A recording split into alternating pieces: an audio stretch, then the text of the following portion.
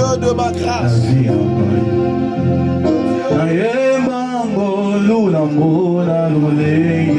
Ce que je peux faire.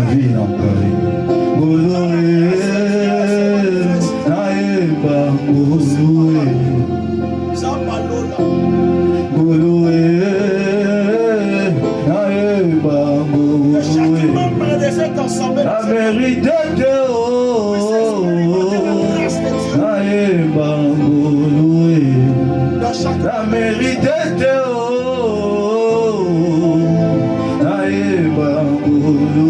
Jésus.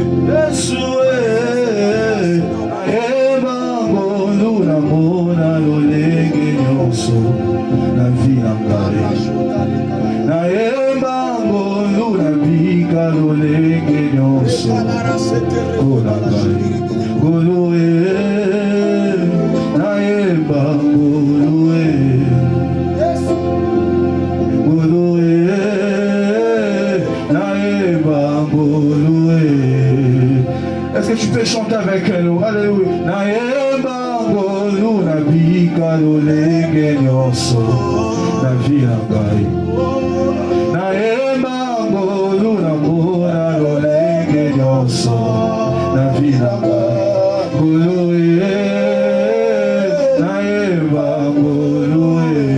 Est-ce que tu peux chanter la grâce de Dieu?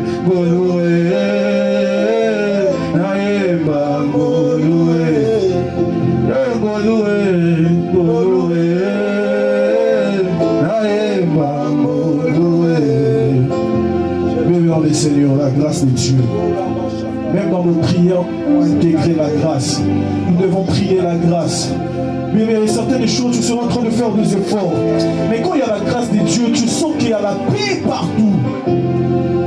C'est la grâce de Dieu qui va te donner la paix dans toutes les choses. C'est la grâce de Dieu qui sera en train de couronner ton année de gloire. C'est la grâce de Dieu qui sera en train d'ouvrir les portes dans ta vie. C'est la grâce de Dieu qui sera en train de te bénir. C'est la grâce de Dieu qui sera en train de guérir la personne qui est malade chez toi. C'est la grâce de Dieu qui sera en train de donner l'intelligence à tes enfants. Dieu est celui qui donne de l'intelligence. Dieu est celui qui donne de la sagesse. Il est écrit celui qui manque de la sagesse, qui la demande à Dieu, qui donne sans rancune. Dieu est celui qui donne de toutes les choses. Nous sommes exaucés par grâce. Nous ne méritons rien, c'est juste la grâce de Dieu. C'est pour cela, bien dans le Seigneur, à cause de l'amour de Dieu et de la grâce du Seigneur Jésus, nous serons en train d'acclamer très fortement le nom de Jésus-Christ de Nazareth. Est-ce que tu peux acclamer Jésus? Est-ce que tu peux acclamer Jésus? Est-ce que tu peux acclamer Jésus? Tu acclames bien le Seigneur et Dieu. Tu acclames, tu bénis son nom. Élève ta voix. Quand tu acclames, là tu dis Seigneur Hosanna. Que ton nom soit béni, éternel de Dieu. Je suis chrétien à cause de la grâce. Ceux qui ne sont pas chrétiens, ce n'est pas parce qu'ils ne connaissent pas, parce qu'ils ont péché, non. Mais c'est juste donc la grâce de Dieu ne les a pas localisés. Acclame, tu déclares des paroles. Acclame, tu déclares des paroles. Acclame, tu déclares des paroles. Acclame, tu déclares des paroles. Acclame, tu déclares des paroles. Acclame, tu déclares des paroles. Acclame, tu déclares les paroles. Tu déclares, tu dis merci Jésus pour ma famille. Tu acclames, tu déclares les paroles. Tu dis Seigneur merci pour la connaissance de ta personne. Acclame, tu déclares les paroles. Tu dis Seigneur merci pour la bonne santé. Acclame, tu déclares les paroles. Tu dis Seigneur merci pour l'intelligence de ma fille. Tu dis Seigneur merci pour l'intelligence de mon fils. Tu dis Seigneur merci pour la guérison. Tu dis Seigneur merci pour la délivrance. Est-ce que tu acclames? Est-ce que tu peux acclamer très fortement pour Jésus? Quand tu acclames, tu déclares de paroles. Tu dis Seigneur merci éternel et Dieu pour la santé. Tu dis Seigneur merci pour ce travail. Tu dis Seigneur merci pour la visitation. Tu dis Seigneur merci éternel et Dieu pour la force. Il est écrit ce n'est pas par la force, ni par la puissance, mais par l'Esprit de Dieu. Tu dis Seigneur merci par l'Esprit de Dieu. Tu dis Seigneur merci, merci. Est-ce que tu peux t'élever là où tu es? Tu continues à acclamer Jésus. Est-ce que tu peux continuer à acclamer Jésus? Tu peux continuer à acclamer Jésus. Tu dis Seigneur merci pour tout ce que tu seras en train de faire dans cette année 2025. Tu dis merci pour tout ce que tu seras en train de faire, éternel et Dieu, dans cette année 2025. Merci d'avoir couronné mon année 2025 de gloire. Merci d'avoir couronné, éternel et Dieu, cette année de puissance. Merci d'avoir couronné cette année de ton amour. Merci d'avoir couronné cette cette année, éternel Dieu de paix. Merci, éternel Dieu, pour la visitation. Merci, éternel Dieu, pour les témoignages, éternel Dieu. Que ton nom soit béni dans le nom de Jésus-Christ de Nazareth. Alléluia. Nous avons prié, bébé, dans le Seigneur. Recommandez ce moment de la prédication entre la main de Dieu. Et que la grâce de Dieu nous localise pendant que le Seigneur Dieu sera en train de parler au milieu de nous. Et que nous puissions, tout le monde puisse retirer sa part. Afin que nous puissions être bénis dans le nom de Jésus. Élevons nos voix et prions le Seigneur.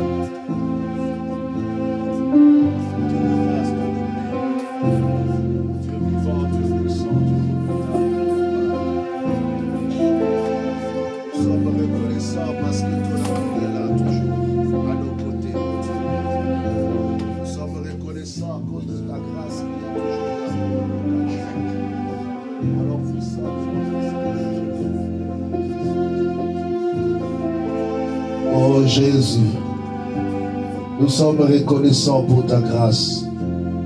Ta grâce est là pour nous localiser. Bien-aimés, nous sommes dans un dimanche de dédicace pour cette année. Est-ce que tu peux rester debout, s'il vous plaît? Tu ouvres tes mains comme si tu reçois quelque chose de la part du Seigneur. Devant la face du Créateur, nous allons tous ensemble recommander cette année entre les mains de Dieu. Tu vas parler à cette année. Tu vas commander de choses qui doivent s'accomplir dans cette année. Tu vas commander la manifestation de la gloire de Dieu dans cette année. Je prophétise pour quelqu'un.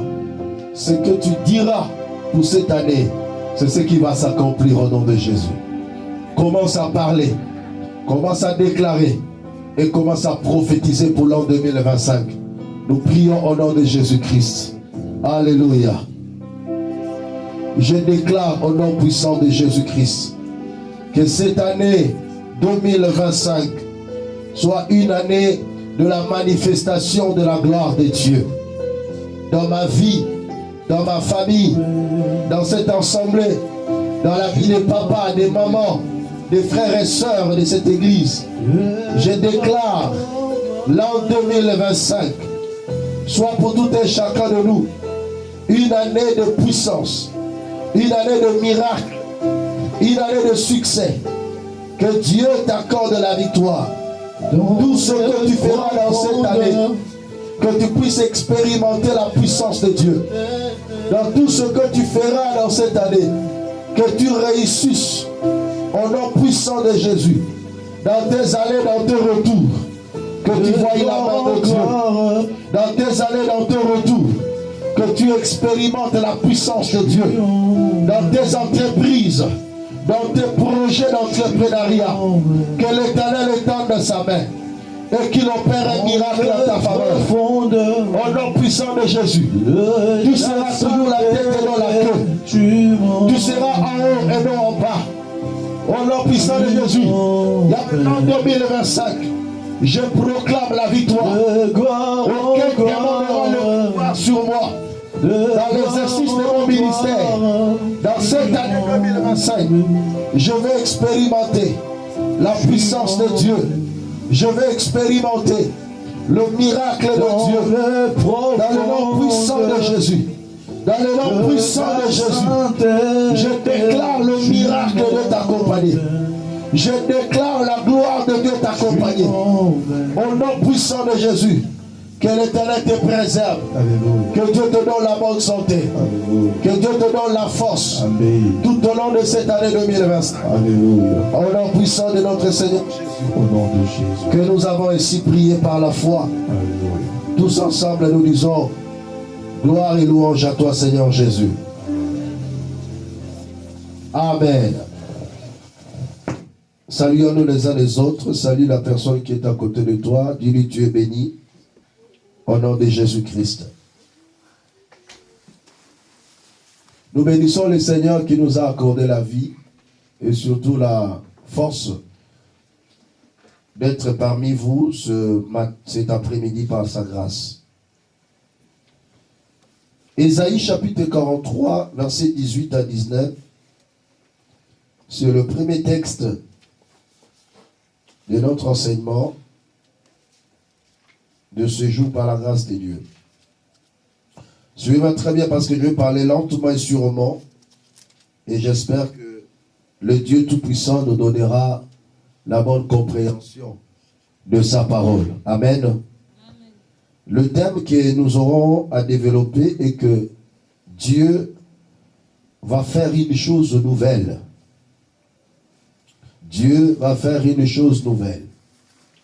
Je ne serai pas long, mais je m'aimerais être très précis et concis pour augmenter le niveau de la foi d'une personne pour cette année nouvelle.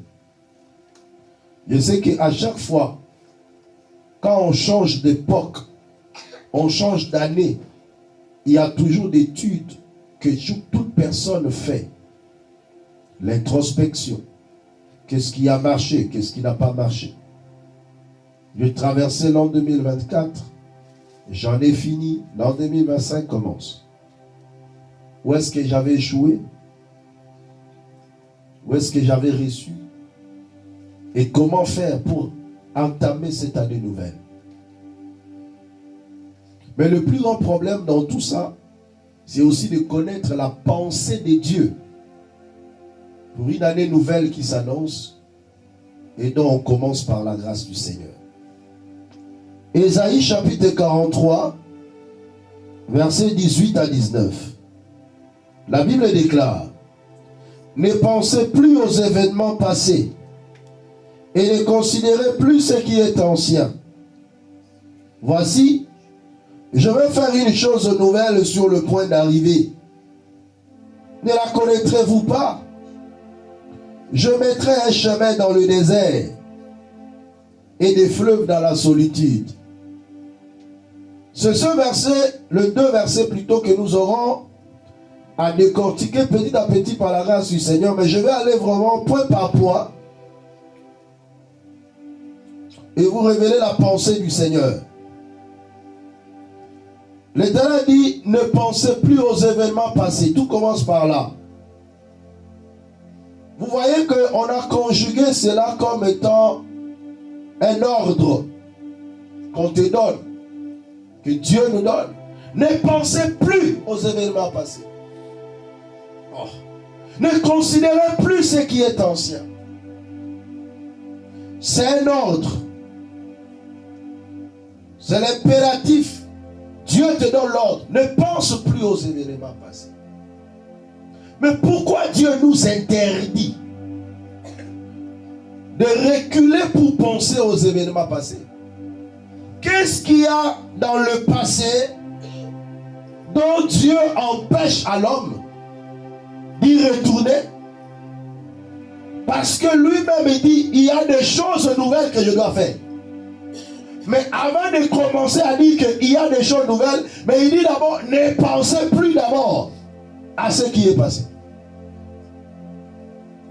La première question que nous allons nous poser: mais Seigneur, pourquoi ne pas y penser? Parce que nous tous, on peut se dire, on tient à cœur de tout ce qui est passé. Et surtout que l'année vient de se terminer. Chacun de nous a à cœur les événements qui étaient passés. Mais Dieu te dit: ne pensez plus à ce qui est passé. Mais pourquoi? Il y a 3 causes. Il y a 3 raisons. Je vais résumer. 3 raisons dans le passé qui poussent l'homme à penser du passé. La première raison, dans le passé, il y a le succès. Dans le passé, il y a la réussite. Dans le passé, il y a la victoire. Ça, c'est la première dimension. Pourquoi moi, l'homme, je pense du passé? Parce que, je me dis, 2024, j'ai réussi. 2024, j'ai eu du succès. Et à cause de cela, je ne peux pas oublier 2024. J'ai dit, bon, je commence 2025. De la même manière que j'ai eu le succès en 2024, je ferai aussi de même. Ça, c'est la première des choses. Je vais entrer en profondeur. Deuxième chose, quand je regarde dans le passé, je vois l'échec. Ah, là encore un deuxième point.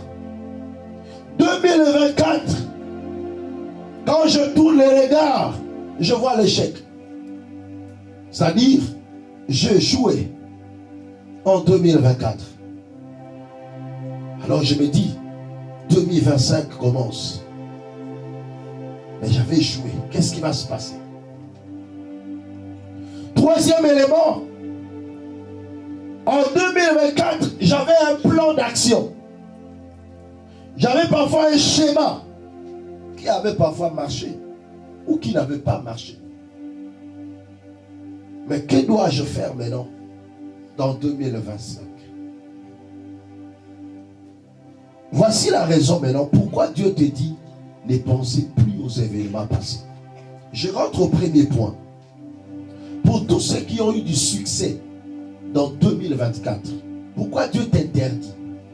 À chaque fois que lorsqu'une personne atteint la réussite dans un domaine ou dans un temps, il y a la confiance de soi qui renaît, mais donc il peut être aussi un excès de confiance.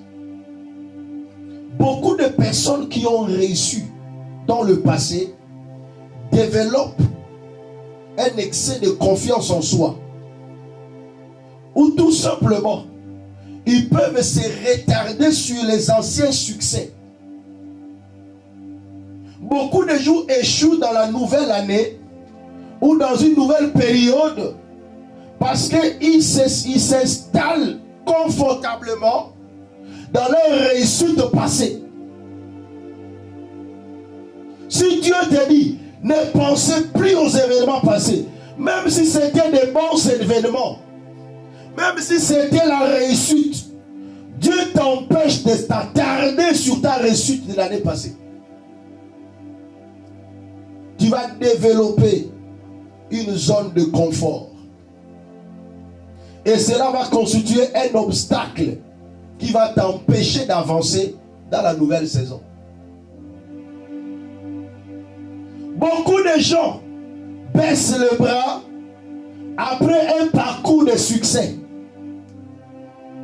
Beaucoup de gens lâchent prise après avoir remporté une victoire. Beaucoup de gens diminuent leurs efforts parce qu'ils ont déjà vu un résultat positif, bien sûr. Tu te dis en 2024, j'ai bien travaillé, j'ai bien gagné, mais 2025, bon, je sais que je vais seulement gagner. Mais tu ne sais pas les efforts que tu avais fournis dans le passé doivent être continuels et progressifs. De peur de casser le rythme. Une personne qui a échoué dans une période, qui a reçu plutôt dans une période, quand il entre dans une autre période, il doit d'abord oublier sa réussite de l'année passée. C'est ce que nous n'arrivons pas à faire. Moi, je l'ai compris dans la vie des capitalistes, dans les entreprises. J'ai eu toujours la grâce de travailler dans des services commerciaux où c'est un service qui fait tourner l'entreprise. Vous allez voir, on va vous donner des objectifs pour l'année. Mais dès que l'année se termine, on dit est-ce qu'on a atteint les objectifs? Oh oui, c'est bon, on a atteint ou on a atteint à 100% ou à 89%. Bon. Dès que l'année se termine, une nouvelle année commence, il faut sortir un autre budget. Et on oublie ce qui est passé. Même si tu avais fourni de grands efforts, mais c'était l'année passée, ce n'est pas cette année. Donc on t'attend avec de nouveaux efforts pour cette année nouvelle. Tu ne vas pas dire que non, Je n'amène pas le résultat en 2025 parce qu'en 2024, moi j'ai bien travaillé. Mais c'est ce qui se passe dans nos vies. Quand tu sais que tu avais bien travaillé dans une période et qu'une autre période commence, tu t'affaiblis. Beaucoup de chrétiens s'affaiblissent après une période où ils ont bien travaillé. Et Dieu te dit, ne pensez plus aux événements passés. Fais comme si tu reprends tout à zéro. En 2025, regarde ton frère, il dit, tu reprends tout à zéro. Tu reprends tout à zéro. Deuxième élément, mais je vais quand même lire. Je vais quand même lire un verset pour enrichir ça. Parce que lorsque on a eu du succès, parfois on lâche prise. Pourquoi? Il y a une pensée de contentement qui vient. On se contente de ce que nous avons gagné. J'ai bien travaillé, j'ai bien gagné, je me contente de ça. Non. Quand une nouvelle saison commence, ne pensez plus aux événements passés. C'est-à-dire, ne te contente plus de tes victoires. Ne te contente plus de ce que tu as gagné. Fais d'autres choses nouvelles. Juge chapitre 16. Vous allez voir, lorsqu'on est habitué à des victoires, on n'arrive plus à contrôler certaines choses. Juge chapitre 16, verset 20. Juge chapitre 16, verset 20 jusqu'au verset 21. Elle dit alors, les Philistins sont sur toi, Samson. Et il se réveilla de son sommeil et dit, je m'en tirerai comme les autres fois. Je m'en tirerai comme les autres fois. Et je me dégagerai. Il ne savait pas que l'Éternel s'était retiré de lui. Les Philistins le saisirent et lui crevèrent les yeux. Et ils firent descendre à Gaza. Et ils le lièrent avec des chaînes d'airain. Ils tournaient la meule dans la prison. Samson était un vaillant, un homme puissant, que Dieu a doté du pouvoir et de la force pour détruire les Philistins. Il était habitué à battre les Philistins. Il pouvait venir 1000 comme ça, il prend juste la mâchoire d'âne, il tue 1000 Philistins. Il avait la force en lui. Il était un habitué de succès. Mais quand il avait révélé son secret à Delilah, la belle grâce, ce jour-là, on a coupé déjà ses cheveux. Il n'avait plus de force. Mais écoutez, quand Delilah lui dit, Samson, les Philistins sont sur toi. Il se dit, je m'en tirerai comme d'autres fois. J'ai l'habitude quand même d'avoir des victoires. J'ai l'habitude de vaincre les Philistins. Donc même s'il vient là, je veux m'en tirer. Bien aimé, on ne s'habitue pas à la victoire. On prépare des choses sérieusement. Dans la vie, ne sois pas celui qui se penche sur ses exploits passés et refuse de fournir encore d'autres expériences. Il dit, je m'en tirerai et je me dégagerai comme d'autres fois. La Bible déclare, ils ne savaient pas que l'Éternel s'était déjà retiré de lui. Ils ne savaient pas. Ton problème parfois, tu n'arrives plus à s'entretenir spirituellement parce que tu sais que Dieu agit dans ma vie. Ah, Dieu a commencé déjà à me bénir. Dieu a commencé déjà à ouvrir les portes. Alors tu commences même à négliger la vie de prière. Tu commences à négliger la vie de consécration à Dieu.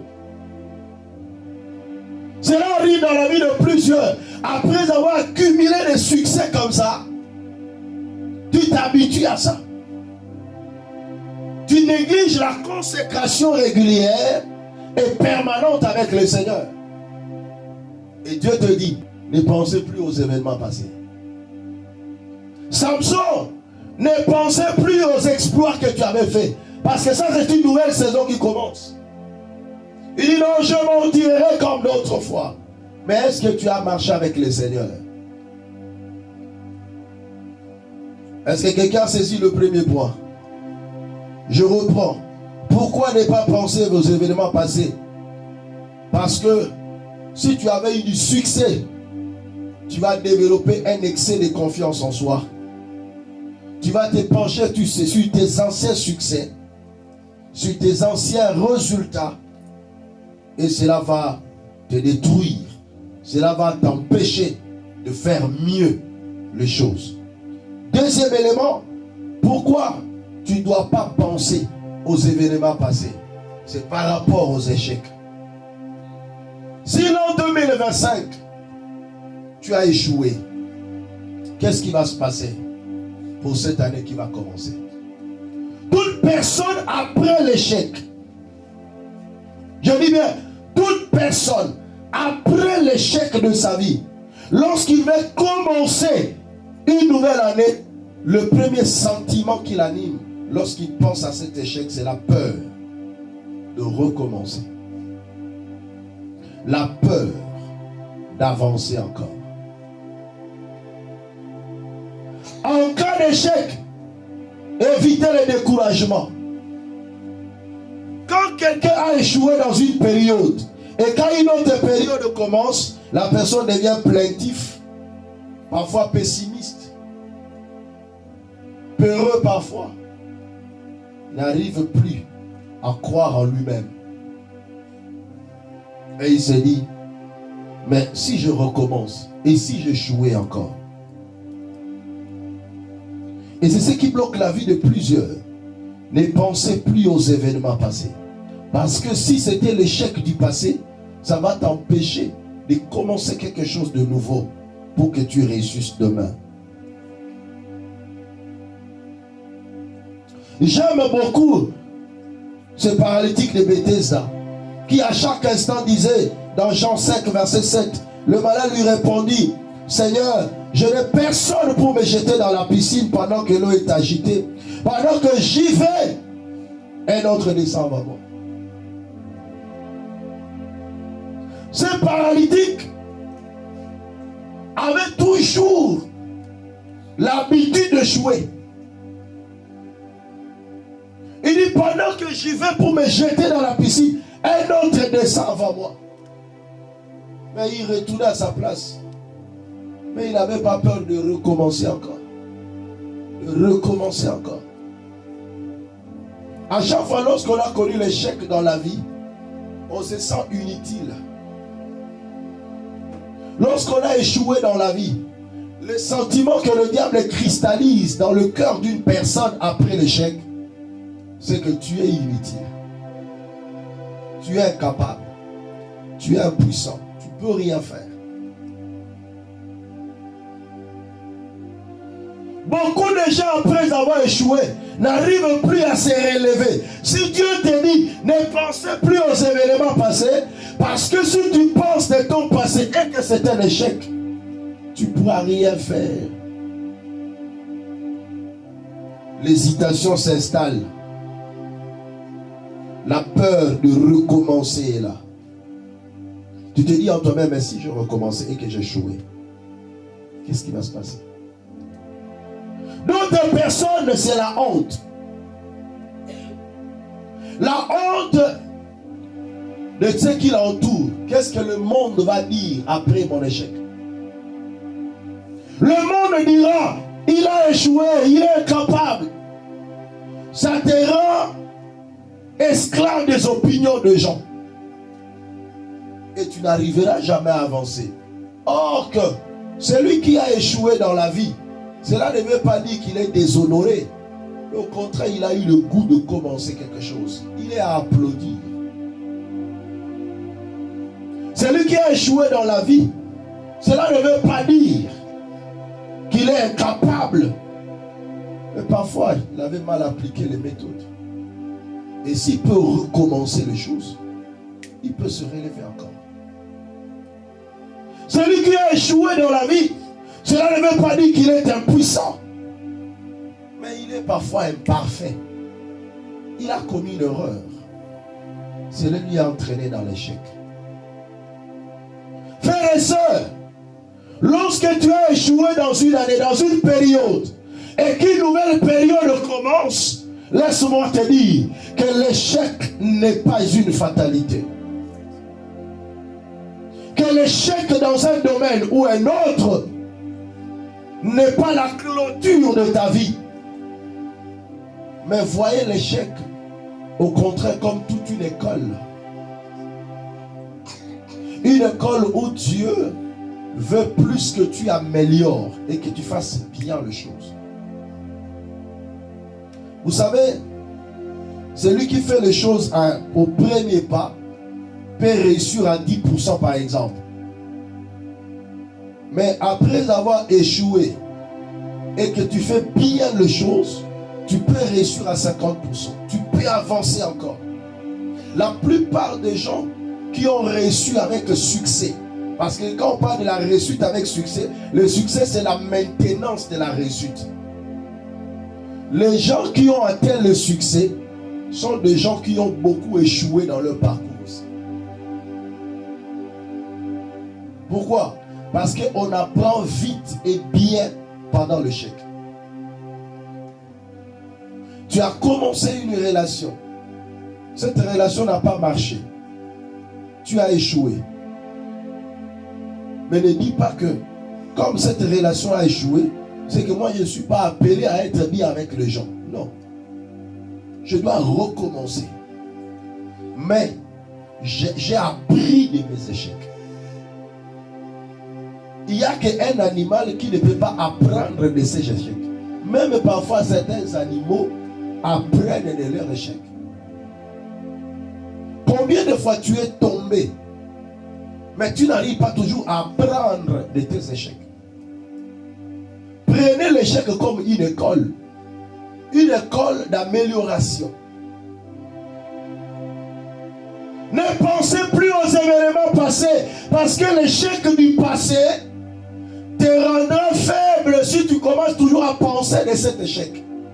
Mais prends l'échec du passé, ramène-la dans le futur, mais non pas pour le mettre sur ton chemin, mais à côté de ton chemin, et ça devient comme un signal de circulation. Qu'est-ce que je veux dire par là? Vous savez, dans le domaine de la conduite, dans le code de la route, vous allez voir, il y a des panneaux de signalisation. En réalité, ce n'était pas d'un coup comme ça qu'aujourd'hui nous avons plusieurs panneaux de circulation comme ça. Vous voyez l'interdiction, passage à gauche, tout ça. Ce n'était pas d'un coup. Mais il y avait les inventions au fur et à mesure, selon les cas, selon les situations. Mais ces genres de situations, dans la plupart des cas, c'était des accidents.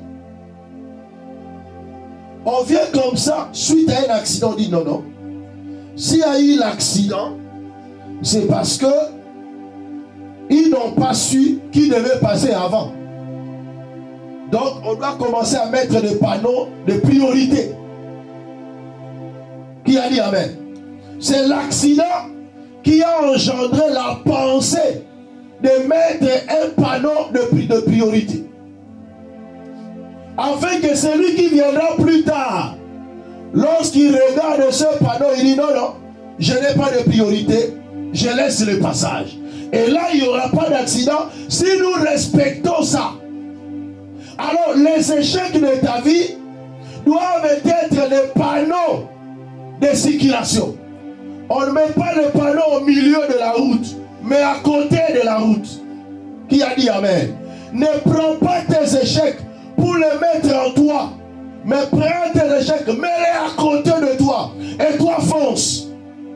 Pour dire que j'avais échoué parce que j'avais fait ça, mais cette fois-ci je ne le ferai plus. Je continue la route. Mais je ne veux pas dire que non, je ne fais plus rien parce que j'avais échoué. Là, j'ai pris le chèque, je l'ai mis sur ma route et ça me barricade la route. Ne pensez plus aux événements passés. Venez tout simplement, parce que j'ai échoué, je ne peux pas me retarder sur mes échecs. Je dois avancer. L'an 2025, bien-aimé, ne te retarde pas, ni de tes succès, ni de tes réussites, ni de tes échecs, mais avance par la grâce du Seigneur. Troisième élément, pour terminer ma première partie, est que il y a toute personne dans le passé qui avait son schéma. Parfois des schémas qui ont reçu, des schémas qui ont marché. Si vous regardez dans 2 Rois, chapitre 5, verset 11, je prends seulement ce texte-là. 2 Rois 5, le verset 11, écoutez. Naaman fut irrité et il s'en alla en disant, voici je me disais, il sortira vers moi, il se présentera lui-même, il invoquera le nom de l'Éternel, son Dieu, il agitera sa main sur la place et guérira le lépreux. Le fleuve de Damas, l'Amana et le Parpar, ne valent-ils pas mieux que tous les eaux d'Israël? Ne pourrais-je pas m'y jeter, me laver et devenir pur? Et il s'en retournait et partait avec fureur. Ne pensez plus aux événements passés. Cela veut dire quoi? Il nous arrive, bien aimés dans le Seigneur, à pratiquer certains schémas que nous avions conçus et qui parfois aussi avaient marché.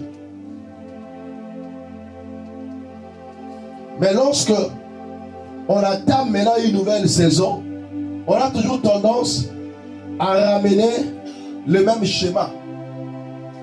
Mais or que dans la réalité parfois de la vie et de la saison, ce n'est pas tout schéma qui peut t'amener à la réussite dans chaque saison.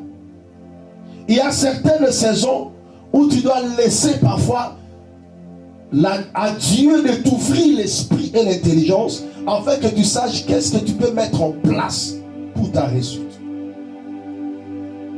Cet homme, pour lui, il avait déjà un schéma. Il s'est dit, bon, comme je vais aller chez l'homme de Dieu, il viendra me voir, il va me poser la main. Pourquoi? Parce qu'il peut savoir, non, la Bible déclare aussi, hein, quoi qu'il n'était pas juif, quoi qu'il n'était pas enfant de Dieu, mais pour avoir une connaissance. Nous savons que quand quelqu'un est malade, on doit le prendre, on prie pour lui. Il venait pour qu'on puisse prier pour lui parce qu'il dit, il va aller chez un prophète. Mais directement, on lui dit, non, non, non, non, non. Va te laver dans le Jourdain 7 fois. Il dit, mais non, quand même. Cet homme a refusé. Pourquoi? Parce qu'il avait déjà son schéma. Quand tu commences une nouvelle saison avec Dieu, une nouvelle année, tu dois quelque part laisser une place à Dieu de t'orienter. Ne sois pas figé, ne sois pas fermé en toi-même. Ne fais pas des choses comme toi-même tu l'avais conçu. Laisse aussi à Dieu sa volonté de t'orienter, de te guider. Et ça, c'est très important.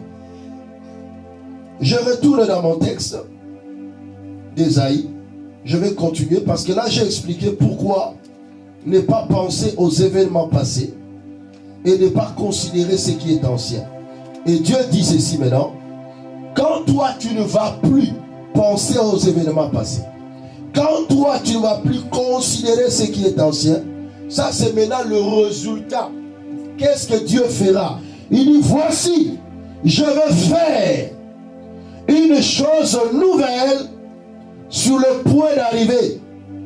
Ne la connaissez-vous pas? Je mettrai un chemin dans le désert et le fleuve dans la solitude. Bien-aimé dans le Seigneur, Dieu dit, je veux faire une chose nouvelle. Le verbe faire veut dire réaliser, veut dire fabriquer, veut dire créer. Amener quelque chose du concret, tirer du néant. Je veux faire une chose nouvelle. Une chose nouvelle, c'est quelque chose qui n'a jamais été connu, qui n'a jamais existé, qui n'a jamais été vu auparavant. Quelque chose d'inhabituel, qui vient d'être fabriqué par l'Éternel. Il dit, voici, je veux faire une chose nouvelle.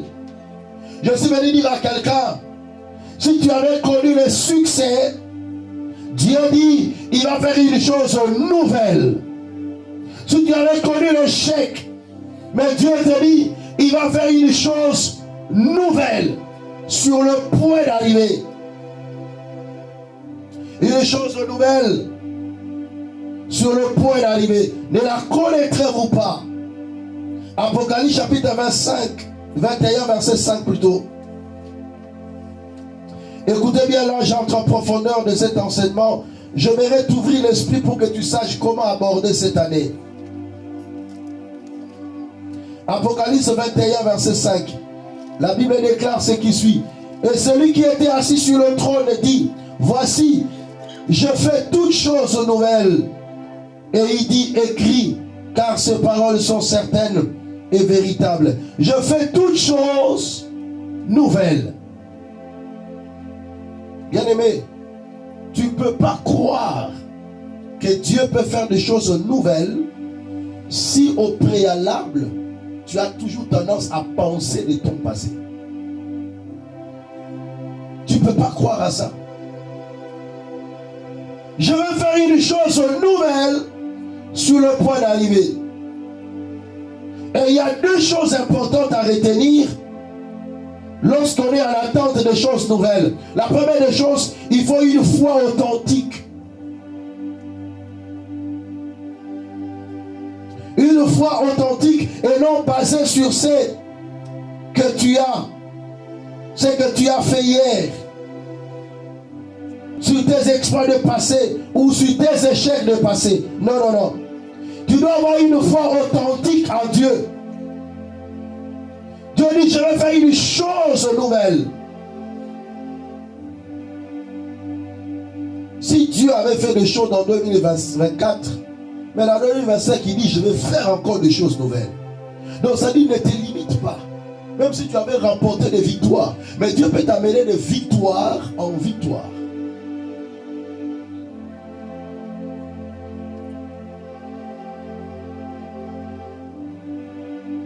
L'événement est passé, mais tu dois t'attacher à Dieu. Deuxième élément, l'attachement à Dieu.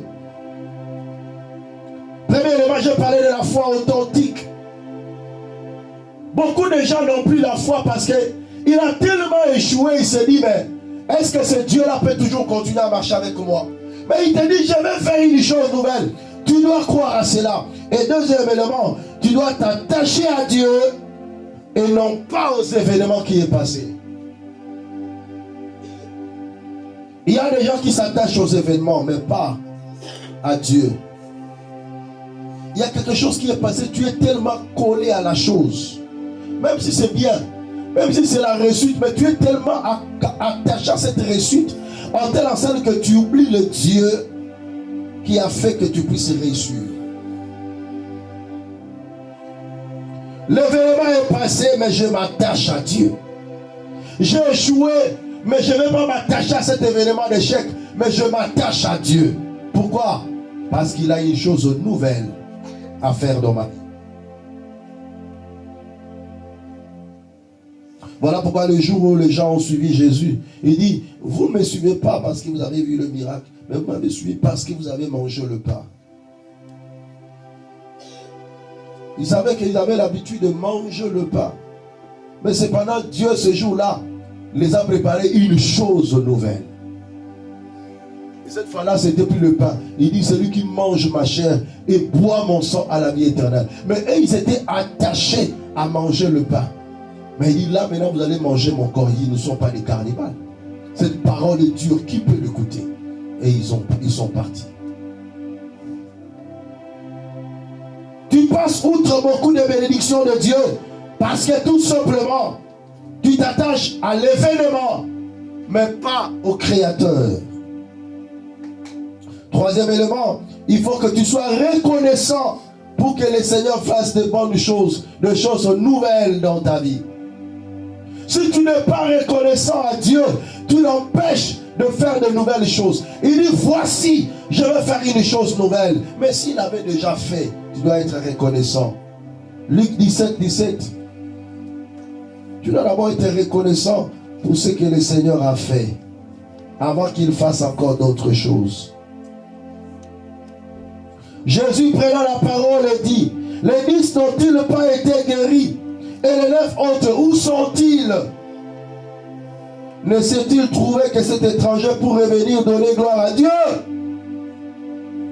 Puis il lui dit, lève-toi, va, ta foi t'a sauvé. L'Éternel a fait une nouvelle chose dans sa vie. Il avait la victoire de la guérison. Mais Dieu peut faire encore de nouvelles choses. Il était lépreux. Il s'était à 10. L'Éternel les a dit, allez vous présenter auprès des sacrificateurs. En allant, ils sont guéris. Les 9 autres sont rentrés chez eux, dans leurs occupations. Mais un seul est retourné pour être reconnaissant. Voici, je vais faire une chose nouvelle. Mais pour qui? Pour la personne qui a la foi authentique. Pour la personne qui s'attache à lui. Pour la personne qui est reconnaissant à Dieu. À cause de sa reconnaissance, au-delà de la guérison, l'Éternel lui a ajouté le salut. Je prie au nom de Jésus-Christ. Au-delà du souffle de vie que Dieu t'a donné dans 2024, dans cette année 2025, que Dieu ajoute la bénédiction, que Dieu ajoute la stabilité, que l'Éternel ajoute la grandeur dans ta vie. Au nom puissant de Jésus-Christ. Vous savez, il y a une réalité. Quand on ne pense plus aux événements passés, on va commencer maintenant à penser au Créateur. Celui qui ne pense plus aux événements passés, il pense maintenant au Créateur. Il pense maintenant à Dieu. Ce n'est plus le moment de penser sur les événements, mais pense maintenant à Dieu. Mais qu'est-ce qu'il va faire? Il dit, je mettrai un chemin dans le désert et des fleuves dans la solitude. Ces deux phrases sont similaires quelque part. Il dit, je mettrai un chemin dans le désert. Voici la chose nouvelle commence à se définir par l'Éternel. Et c'est ce que je vais expliquer dans quelques mots et on va terminer par là. Il dit, voici, je vais faire une chose nouvelle sur le point d'arrivée. Le point d'arrivée, c'est le départ d'une saison. Le départ d'une année. L'an 2025, Dieu dit, il va faire une chose nouvelle. Mais la chose nouvelle, il définit, il dit, je mettrai un chemin dans le désert. C'est quoi le désert? Le désert, c'est un lieu où d'abord il n'y a pas de chemin. Dans un désert, on ne peut pas tracer un chemin parce qu'il y a le sable partout. Parfois là où tu pars, tu ne sais pas comment te retrouver. Il n'y a que ceux qui y habitent qui peuvent avoir des repères. Le désert est aujourd'hui défini comme étant une période compliquée de la vie d'une personne. Une période de sécheresse. Parce que dans le désert, il y a la sécheresse. Je vais commencer d'abord à parler sur les caractéristiques du désert. Il y a la sécheresse dans le désert. Il n'y a pas d'eau dans le désert. Il n'y a que des petits oasis. Oasis, ce sont des petits cours d'eau du désert, mais qui sont parfois rares. Dans le désert, il y a un soleil accablant. Dans le désert, il y a ce qu'on appelle les mirages. Le mirage, c'est quoi? Vous savez, lorsque vous allez dans un goudron sur le macadam, à midi, il fait très chaud. De loin, vous allez voir comme s'il y a de l'eau. C'est juste la réflexion de soleil avec le goudron. Alléluia. Vous allez voir de loin comme s'il y a de l'eau. Mais plus vous avancez, c'est comme si ce taux-là recule encore. Et c'est fréquent dans le désert. On appelle ça le mirage. C'est fréquent dans le désert. L'Éternel dit d'abord, la première chose, il dit, je mettrai un chemin dans le désert. C'est-à-dire, dans un lieu où il n'y a pas d'issue, où tu ne sais pas là où commencer, Dieu te trace un chemin. Je lève ma main droite et je déclare, dans cette année 2025, si ta vie serait couronnée de problèmes difficiles, ou de toi-même tu ne vois pas là où viendra la solution, que l'Éternel trace un chemin au nom de Jésus-Christ. Que celui qui dit Amen et que cela soit son partage au nom de Jésus. La Bible déclare, je mettrai un chemin dans le désert. Je mettrai un chemin là où tout le monde voit qu'il n'y a pas d'issue ici.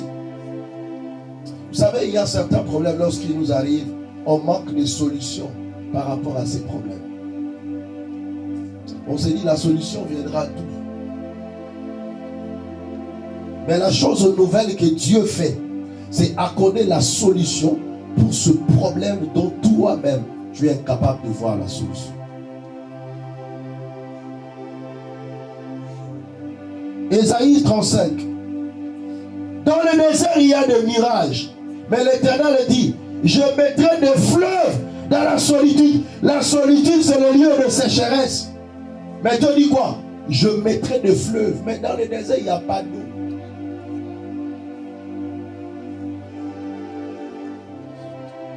Ésaïe 35.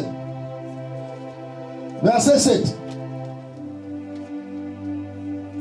Que dit les Saintes Écritures? Le mirage se changera en étang et la terre desséchée en source d'eau. Dans le repère que servaient des guides aux chacals croîtront des roseaux et des joncs. Ce qui retient ici ces deux premières phrases. Le mirage se changera en étang.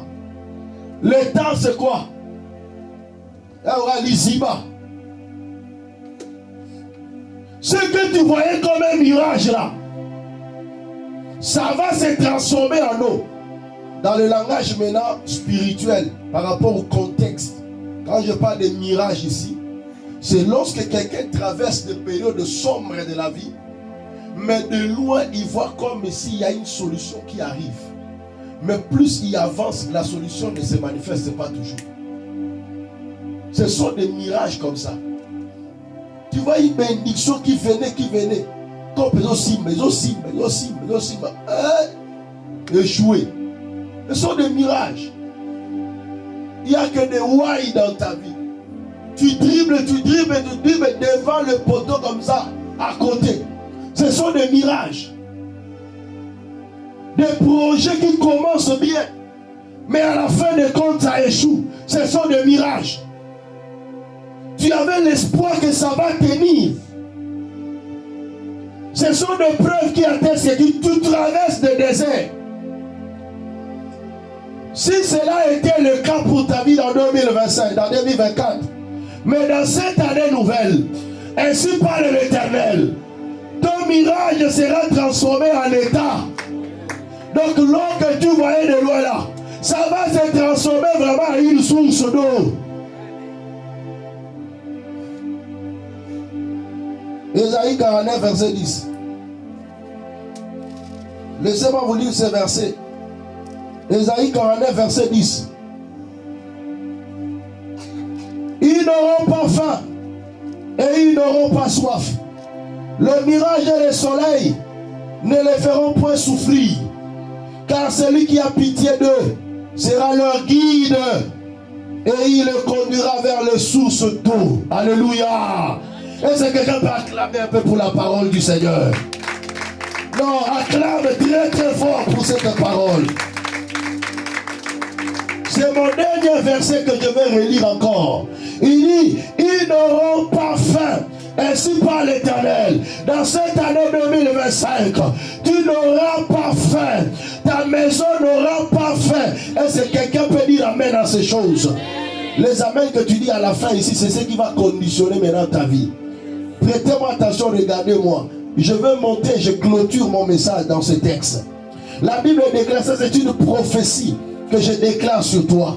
Dieu t'a dit, ne pensez plus aux événements passés, ne considérez plus ce qui est ancien, mais voici, je veux faire une chose nouvelle. Voici la chose que l'Éternel va faire dans cette année 2025. Ainsi parle l'Éternel. Il dit, tu n'auras pas faim, tu n'auras pas soif. Le mirage et le soleil ne te feront pas souffrir. Tu as souffert par des mirages. Tu as souffert des projets. Au Bandia en 2024, Et qu'il bien ici, Makakate. Oh, la fiançaille, il m'a ma promesse à bien que la dernière minute pas écouter l'amour. Alléluia. Tu as souffert par quoi? Par des mirages et le soleil. Mais c'est ce qu'on rencontre dans le désert. Alléluia. C'est ce qui t'a fait souffrir dans 2025. Mais Dieu dit, je mettrai un chemin. Parce que c'est lui-même qui va te conduire. Il dit, car celui qui a pitié d'eux sera leur guide. Qui a pitié de toi? C'est pas moi. C'est Dieu qui a pitié de toi. Et il sera ton guide. Lorsqu'il dit qu'il sera ton guide, c'est qu'il va te chemin. Alléluia. Dans le désert, il n'y a pas de chemin. Tu ne peux pas aller. Mais lui-même, il dit, je serai ton guide. Je lève ma main droite et je déclare, l'Éternel sera ton guide. Il sera le guide de ta femme, le guide de ton mari, le guide de tes enfants, le guide de tes parents. Que Dieu soit ton guide au nom de Jésus. Et il dit, il les conduira vers des sources d'eau, vers des sources d'eau, vers des sources d'eau. Ta vie ne sera pas seulement une même solution, une seule solution, mais il y aura plusieurs solutions dans ta vie au nom de Jésus. Nazo déclaré Nicolas Momoinayo, l'IPA Mone Routara na source Moroté. Mais l'an 2025, Zamano Fongela ma source belé la vie nayo. Je prophétise au nom de Jésus que Dieu dans le ciel puisse ouvrir plusieurs sources de bénédiction pour toi au nom de Jésus. Na commandé la vie na yo. On a la source de bénédiction. L'an 2025, nous avons ma source de bénédiction et belé la vie na yo. La Bible déclare, il les conduira vers des sources d'eau. Une seule source, c'est une source de bénédiction. Mais il dit pas une source, mais plusieurs sources d'eau. Et qui va le faire? C'est Dieu lui-même qui va te conduire. Et il dit le mirage. Il dit encore, le soleil ne te feront plus souffrir. Donc il savait que tu as souffert par des mirages, des projets avortés, des fiançailles avortées, des grossesses avortées, des promesses avortées. C'était des mirages qui t'ont fait souffrir. Le soleil accablant, les difficultés, la sécheresse dans ta vie. Et Dieu dit ces choses ne te feront pas souffrir. Voici, je veux faire une chose nouvelle. C'est Dieu qui te prend en charge cette année. Et c'est lui-même qui va conduire les choses. C'est Dieu qui te prend en charge cette année. Et c'est lui-même qui va t'amener. Que Dieu vous bénisse. Que Dieu bénisse sa parole. On acclame très fort. Lève-toi pendant que Dieu est en train d'acclamer. Lève-toi pendant que Dieu est en train d'acclamer. Lève-toi pendant que Dieu est en train d'acclamer. Alléluia. Gloire à l'Éternel Dieu. Gloire à l'Éternel Dieu. Élève ta main. Commence à dire merci à Dieu pour sa parole. Dis Seigneur, je te dis merci de ce que tu m'as dit. Que tu vas faire une chose nouvelle dans ma vie. Et je crois